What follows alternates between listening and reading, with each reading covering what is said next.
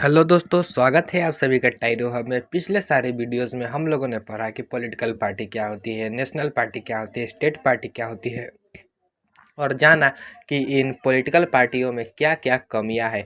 और आज के अपने इस वीडियो में हम लोग पढ़ेंगे कि इन पॉलिटिकल पार्टीज़ को कैसे बदला जा सकता है, इनमें इम्प्रूवमेंट कैसे लाया जा सकता है, इनको रिफॉर्म कैसे किया जा सकता है।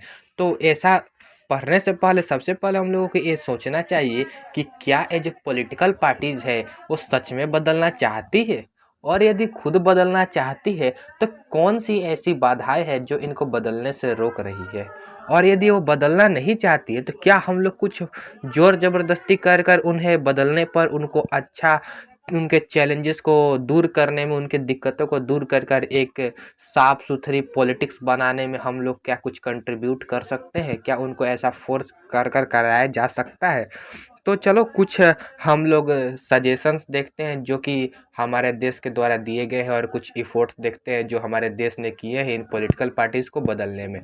ठीक, तो जो सबसे पहला इफ़ोर्ट हमारे देश ने डाला है पॉलिटिकल पार्टीज़ में रिफॉर्म लाने के लिए, वो ये है कि हमारे संविधान में अमेंडमेंट किया गया है, और इस अमेंडमेंट के तहत कोई भी एमपी और एमएलए जो है वो अपना पार्टी चेंज नहीं कर सकता है। और यदि वो चेंज करते हैं तो उनकी जो लेजिस्लेचर में सीट है वो ख़त्म हो जाएगी, उनको कैंसिल कर दिया जाएगा। वो जो सीट विन कर कर आए हैं वो सीट वो लूज़ कर जाएंगे, उनको उस पोस्ट से हटा दिया जाएगा। अब इससे क्या हुआ कि जो लोग पॉलिटिकल पार्टीज़ को चेंज करते थे, एक पार्टी से दूसरे पार्टी में जाते थे जीतने के लिए, पैसे के या फिर ऊंची पोस्ट के लालच में, वो तो अब बंद हो गया है। लेकिन इससे दिक्कत ये हो गई है ना कि अब पॉलिटिकल पार्टीज़ के जो टॉप के लीडर्स रहते हैं वो जो कहते हैं वो छोटे मेंबर्स को मानना पड़ता है, और यदि वो नहीं मानते हैं, मानने से इनकार करते हैं, तो उनको बोला जाता है कि आप पार्टी छोड़ दो, और यदि आप पार्टी छोड़ दोगे तो फिर आपका तो सीट चला जाएगा। तो लोग पार्टी भी नहीं छोड़ते हैं, और ना चाहते हुए भी टॉप लीडर्स के अब बातों को लोगों को मानना पड़ गया है। एमपी एमएलए जो छोटे छोटे एमपी एमएलए रहते हैं उनको टॉप लीडर्स के कही हुई बातों को मानना ही पड़ता है।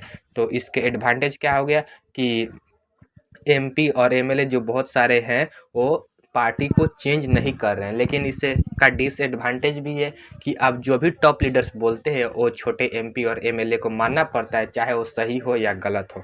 ठीक, और जो दूसरा इफोर्ट हमारे देश ने डाला है वो है कि सुप्रीम कोर्ट ने एक ऑर्डर पास किया है जिससे कि पॉलिटिक्स में मनी और क्रिमिनल का इन्फ्लुएंस कम हो सके। इसके लिए सुप्रीम कोर्ट ने एक ऑर्डर जारी किया, और उस ऑर्डर में बोला कि आपको इलेक्शन लड़ने से पहले एक एफिडेविट देना होगा। एफिडेविट आपको सरकार को, इलेक्शन कमीशन को देना होगा, जिसमें आपको ये बताना पड़ेगा कि आपके पास कितनी धन संपत्ति है और आप पर कितने क्रिमिनल केसेस अभी तक पेंडिंग है। ये सब की जानकारी आपको देना होगा। ठीक, एफिडेविट क्या होता है? एफिडेविट एक तरीके का डॉक्यूमेंट होता है जो कि किसी भी आपको ऑफिसर के सामने में देना होगा, किसी भी ऑफिसर को आपको देना होगा, जिसमें आप कसम खाए होंगे कि मैं जो भी इसमें बोल रहा हूँ, जो भी अपनी जानकारी दे रहा हूँ वो सही है।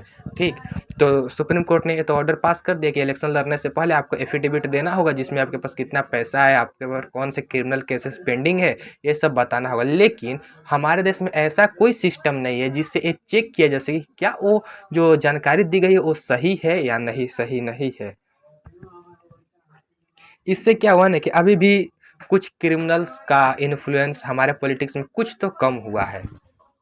थर्ड इफर्ट जो कि हमारे देश ने डाला है पॉलिटिकल पार्टीज को रिफॉर्म करने के लिए, वो ये है कि इलेक्शन कमीशन ने एक ऑर्डर पास किया, और उस ऑर्डर में इस चीज़ को नेसेसिटी दे दी, इसकी नेसेसिटी दे दी कि आपको यदि इलेक्शन लड़ना है तो आपको अपना इनकम टैक्स रिटर्न पेश करना होगा। आपने कितना पैसा खर्चा किया ये सब आपको इलेक्शन कमीशन को बताना होगा, इनकम टैक्स रिटर्न आपको भरना होगा। अब पार्टी तो ऐसा करने शुरू कर देगी कि भाई ये ऑर्डर है, नेसेसरी है, तो आपको ये करना पड़ेगा।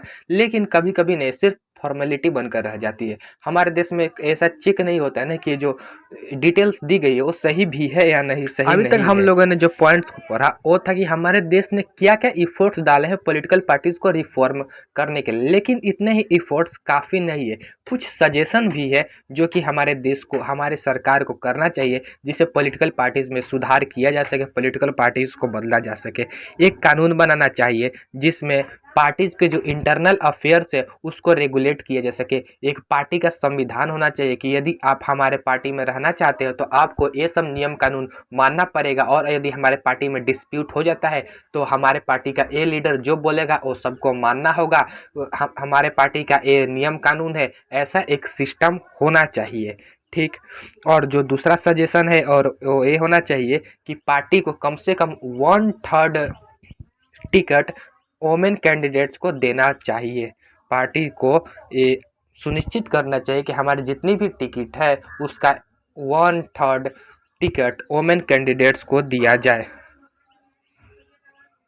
थर्ड सजेशन ये है कि जो पॉलिटिकल पार्टीज़ है उनको सरकार के तरफ से कुछ फंड देना चाहिए ताकि वो इलेक्शन लड़ सके। उनको फंड लेने के लिए बड़े बड़े जो बिजनेसमैन होते हैं उन पर आश्रित ना रहना पड़े, जिससे करप्शन कम हो सके। अब क्या होता है ना कि जो बड़े बड़े बिजनेसमैन हैं वो पॉलिटिकल पार्टीज़ को फंड दे देते हैं। अब जिसने फंड लिया है, क्या जो पॉलिटिकल पार्टी जब जीत जाएगी तो क्या उनके खिलाफ कभी भी कोई कड़ा कदम उठा पाएगी? नहीं उठा पाएगी, क्योंकि वो उससे पैसे खाती है।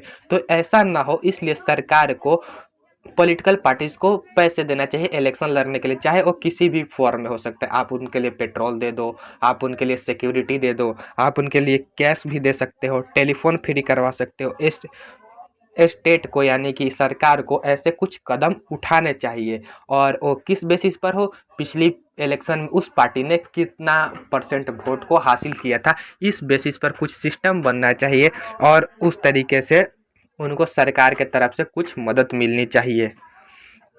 अभी हम लोगों ने जिन सजेशंस को पढ़ा वो सब सजेशन अभी तक पॉलिटिकल पार्टीज के द्वारा एक्सेप्ट नहीं किए गए हैं, क्योंकि ज़रा सोचो, पॉलिटिकल पार्टीज अपने कैंडिडेट्स को खड़ी करती है और जो कैंडिडेट्स जीत जाते हैं वही तो सरकार बनाते हैं, वही MP MLA प्रधानमंत्री मुख्यमंत्री वही लोग बनते हैं और वही लोग कानून पास करते हैं। तो क्या कभी वे लोग ऐसा कानून पास करेंगे जिससे उन पर और भी ज़्यादा शक्ति बढ़ती जाए? और यदि वो ऐसा कानून नहीं पास करेंगे तो हम लोग एक आम नागरिक होने के बतौर क्या क्या कर सकते हैं, क्या क्या कदम हम लोग उठा सकते हैं जिससे हमारे पॉलिटिकल पार्टीज बदल सके? उसके लिए हम लोग कर सकते हैं कि हम लोग उन्हीं कैंडिडेट्स को, उन्हीं पार्टी को चुने, उस पार्टी के ही कैंडिडेट्स को चुने जो कि बदली हुई। हम लोग गुंडे मवाली का सपोर्ट ना करें, हम लोग जिसका काला करतूत जानते हैं उसके पीछे ना जाए, दारू मीट ये सब पैसे के लालच में बिल्कुल भी ना आए। कैसे भी कर हम लोगों को पॉलिटिकल पार्टीज को प्रेशर दिलाना होगा कि यदि आप अपने आप को बदलोगे नहीं, यदि आप अच्छे कैंडिडेट्स, पढ़े लिखे कैंडिडेट्स को नहीं लाओगे, यदि आप अपने पार्टी में से क्रिमिनल्स को नहीं हटाओगे तो हम आपका सपोर्ट नहीं करेंगे। उनको ऐसा फील कराना होगा, उनके ऊपर ऐसे प्रेशर डालना होगा। ये हो गया पहला तरीका जिससे हम लोग फोर्स कर उनको बदल सकते हैं। और जो दूसरा तरीका ये हो सकता है कि इसमें मीडिया को अच्छा रोल निभाना होगा। मीडिया को दिखाना होगा कि ये पॉलिटिकल पार्टीज का एक कैंडिडेट जो है वो चोर है, बदमाश है, इसके ऊपर पिछले क्या क्या केसेस पेंडिंग है, ये क्या करता था पहले। मीडिया को ये सब चीज़ों पर जागरूक होना पड़ेगा। ये नहीं कि 4-5 लोगों को लेकर बैठ गए और डिबेट करवा रहे हैं। ये सब फालतू काम को बंद करके एक अच्छा काम करना होगा कि भाई ये पार्टी के इतने सारे कैंडिडेट्स है और इस कैंडिडेट्स में ये सब के पीछे ये सब केसेस है, ये FIR इतने दर्ज है, इतने केसेस पेंडिंग है, ये अच्छा इंसान है। ये सब लोगों को बताना होगा। ये मीडिया को भी जिम्मा रिस्पॉन्सिबिलिटी लेनी पड़ेगी, तभी हमारे देश की जो पॉलिटिकल पार्टीज है उसे रिफॉर्म किया जा सकता है और एक अच्छी डेमोक्रेसी लाई जा सकती है। हमारे देश में डेमोक्रेसी है, यहाँ पे जितने ज़्यादा लोग पार्टिसिपेट करेंगे हमारे देश का जो डिसीजन होगा वो और भी अच्छा होगा, उतना ही अच्छा होगा। डेमोक्रेटिक कंट्री का यही तो फायदा होता है कि कितने पढ़े लिखे लोग होंगे, जितने ज़्यादा well educated, well qualified, responsible लोग होंगे, हमारा जो डिसीजन बन के आएगा, हमारा जो कानून बनेगा वो उतना ही ज़्यादा सक्सेसफुल होगा, उतना ही ज़्यादा अच्छे कानून बनेंगे। और यदि लोग पार्टिसिपेट करना छोड़ देंगे, इलेक्शन में पार्टिसिपेट करना छोड़ देंगे, अच्छे अच्छे लोग इलेक्शन लड़ना छोड़ देंगे, पॉलिटिक्स में जाना छोड़ देंगे, तो फिर पॉलिटिक्स तो हमेशा से कचरा ही रह जाएगा। तो जो अच्छे लोग हैं, जो पढ़े लिखे लोग हैं, जो समझदार लोग हैं, जो चोर लुटेरे नहीं है, उनको आगे कदम उठाना चाहिए, अपने देश के पॉलिटिक्स में हिस्सा लेना चाहिए। यदि जब तक आप लोग उतरोगे नहीं पॉलिटिक्स में, कीचड़ में उतरोगे नहीं, तो कीचड़ को फिर साफ कौन करेगा भाई? कीचड़ तो ऐसे ही बढ़ते जाएगा, तो कीचड़ को साफ करने के लिए किसी न किसी को तो उतरना पड़ेगा ना। तो आम आदमी को भी पॉलिटिक्स में जाना चाहिए, ठीक, उससे डरना ना चाहिए। हमारा भी कर्तव्य बनता है कि हम लोग सिर्फ उनकी बुराइयां ना करते रहे, हम लोगों को खुद आगे आना चाहिए। ठीक, तो ये चैप्टर का यही मोरल है कि भाई पॉलिटिकल पार्टीज क्या होती है, हमारे देश की राजनीतिक पार्टियों के बारे में जानना, नेशनल पार्टी, स्टेट पार्टी के बारे में समझना, उनकी दिक्कतों के बारे में हम लोगों ने जाना, उनको कैसे बदला जा सकता है ये सब जाना और सीखा कि हमें भी पॉलिटिक्स में आगे बढ़ना चाहिए, हमें भी अपने देश को, अपने देश के लिए कानून बनाने में हमें भी योगदान देना चाहिए। यदि आप एलिजिबल हो तो वोट करो, यदि आपके यहाँ कैंडिडेट अच्छा नहीं है तो आप लोग मिलकर एक अच्छे कैंडिडेट को खड़ा करो, उसे जिताओ, उसे पार्लियामेंट में भेजो, क्योंकि जब अच्छे आदमी पार्लियामेंट में जाएगा तो वो देश के लिए अच्छा ही कानून बनाएगा। और यदि आप बुरे आदमी को जिताओगे तो आप 2-4 दिन के लिए उसके दिए हुए पैसे को, उसके दिए हुए लालच को आप 2-4 दिन तक ही झेलोगे, लेकिन वो आपका ही हक मारेगा, आपका ही पैसा मारेगा और पार्लियामेंट में आपके लिए, आपके खिलाफ ही खराब कानून बनाएगा और आपको ही बाद में दिक्कत होगी। तो 2-4 दिन के मजे के लिए किसी भी बुरे कैंडिडेट को नहीं चुनो, एक अच्छा समझदार रेस्पॉन्सिबल आदमी को ही पार्लियामेंट में भेजो, क्योंकि अगर अच्छे आदमी पार्लियामेंट में जाएंगे तो हमारे देश के लिए अच्छा कानून बनेगा, और जब अच्छा कानून बनेगा तो आप भी खुश रहोगे, आपके परिवार भी खुश रहेगा और देश